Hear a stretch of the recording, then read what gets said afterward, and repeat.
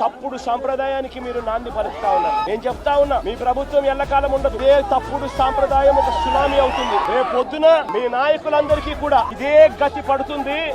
ఇదే జైల్లోనే మీరంతా కూడా ఉంటారు. ఇది కూడా గమనించుకోండి అని చెప్తా ఉన్నా.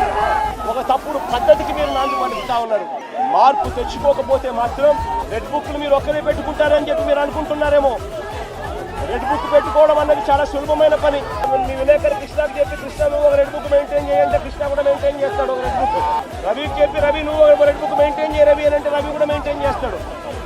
అదే పెద్ద ఘనకార్యం కాదు, గొప్ప పని కాదు. ఆ తర్వాత రెడ్ బుక్ లో పెట్టిన పేర్లన్నీ తీసుకొని వాళ్ళని ఇరికించడము, వాళ్ళ ఇళ్లను ధ్వంసం చేయడము, వాళ్ళ ఆస్తులను ధ్వంసం చేయడము, వాళ్ళ మీద దొంగ కేసులు పెట్టడము, ఇదే ఒక పరిపాలన కింద రాజ్యాధికారం చేయడం మొదలు పెడితే మాత్రం రాజ్యాధికారం ఎలా ఉంటుంది అంటే ఇప్పుడు చంద్రబాబు నాయుడు గారి పాలన ఎలా